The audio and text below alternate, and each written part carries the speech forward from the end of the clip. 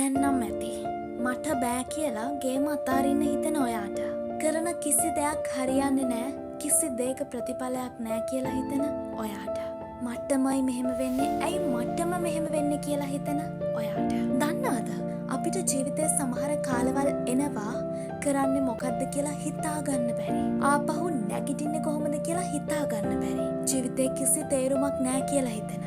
ඔහේ බලාගත්තුවතක් බලාගෙන කල්පනා කරන්න හිතෙන. කොටින්ම කිව්වොත් වෙන ඕනේ දෙයක් වෙයිනේ කියලා ජීවිතේ අතෑරලා දාලා පැත්තකට වෙලා ඉන්න හිතෙන වෙලාවල් අපේ ජීවිතවල එනවා.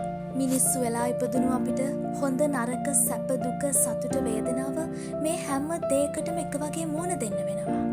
හැබැයි මතක තියාගන්න, ජීවිතේ එපාම වෙන අමාරුම ඇතිම කියලා හිතන වෙලාවල් එනවා නේද?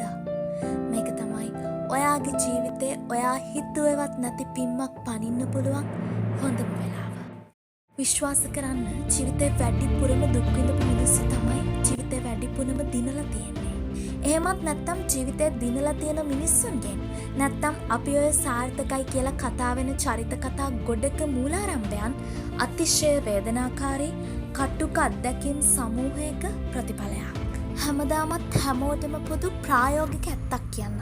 ජීවිතේ හැමදාම හොඳ දේවල් වෙන්නේ නෑ. හැබැයි ජීවිතේ හැමදාම නරක දේවල්ම වෙන්නෙත් නෑ. ඒ නිසා ඔයා මේ ගෙවන්නේ ජීවිතේ අමාරුම දවස් නම් හොඳම දවස් ළඟ එනවා. දන්නවද? මේ ලෝකේ සමහර මිනිස්සු එක්ක බැලුවම ඔබට මොනවද අඩු? මේ ලෝකේ අතපය හතර උපතින්ම අහිමි වෙච්ච මිනිස්සුත් අද ලෝකේ හොඳම අභිප්‍රේරකයන් අතර ඉන්නවා. ලෝකේ මිලියනපතියෝ අතර ඉන්නවා.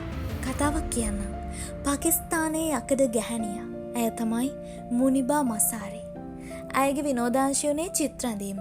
මෙයා අවුරුදු 18න් බඳිනවා. දවසක් ඇය සැමියාත් එක්ක දුර ගමනක් යද්දී වාහනේ රියදුර අසනේ වාඩි වෙලා හිටපු ඇගේ සැමියාට නිින්ද ගිහින් වාහනේ දරුණු අනතුරකට ලක් වෙනවා. ඇගේ කොඳුනාරටිය පොඩි වෙනවා. අත උරහිස ඉලෑට අස්ති බිඳෙනවා. පහවදා උදේ වෛද්‍යවරු ඇයට කියන්නේ ඇයට ආය කවදාවත් ඇවිදින්න බෑ කියලා. ඇයට කවදාවත් දරුවෙක් ප්‍රසූත කරන්න බෑ කියලා. පහවදා ඇයගේ සැමියා ඇයගෙන් ඉල්ලන්නේ මොකද්ද දන්නවද? ඩිවෝස් එක. ඇය එල්ලීම ඉෂ්ට කළා. හැබැයි අද ඇය ආපහු චිත්‍ර අඳිනවා. ඇයට දෙපයින් නැගිටින්න බැරි වුණත් ඇය ජීවිතය වැටෙන්නේ නැතුව නැගිටිනවා. අද ඇය ඉදිරියට එන රෝද පුටුවෙන් දරුවෙක් අරන් හදා ගන්නවා. අද ඇය දසදහස් ගණන් ලෝකෙ මිනිස්සුන්ව අභිප්‍රේරණය කරනවා.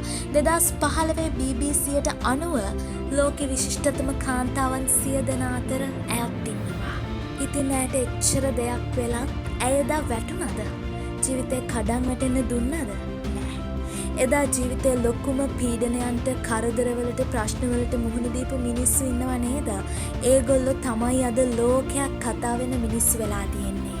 ජීවිතේ ලොකුම කඩා වැටීමකදී නැගිටින්න ඕනේ හරිම විදිය හොයාගන්න ඕනේ ඔයා.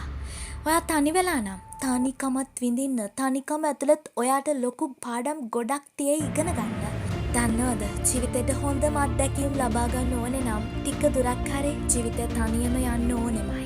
හැමදේම හොඳ විදියට දකින්න. ජීවිතේ දිනන්න කරන්න පුළුවන් හැමදේම කරන්න. ඊටු ටික මේ ස්වභාව ධර්මයේ ආශිර්වාදයෙන්, විශ්වයේ ආශිර්වාදයෙන් සම්පූර්ණ වෙයි. ඔයා හරිනම් හැමදේම හරියනවා. හැමදේම හොඳම විදියට වෙනවා. ඔයාවම විශ්වාස කරගෙන බය නැතුව ඊළඟ අඩිය තියන්න, ඉදිරියට යන්න. වැටුණු මිනිස්සු නැගිට්ටම ආයෙ වටන්න කිසිම කෙනෙකුට කිසිම දෙයකට බෑ. ඉතින් මේ තමයි හොඳම වෙලාව. ඔයාව වෙනස් කරගන්න. ඔයාගේම පාත් එක ඔයාම හොයාගන්න. හැම මොහොතකම සතුටින් ඉන්න. මොකද ඔබ කඩන් වැටුණට, ඔබ දුකින් හිටියට ඔබට ලැබෙන කිසිම දෙයක් නෑ. ඒ නිසා හැම මොහොතකම සතුටින් ඉන්න. බය නැතුව ඉදිරියටම යන්න. ඔව්, ඔයාට පුළුවන්.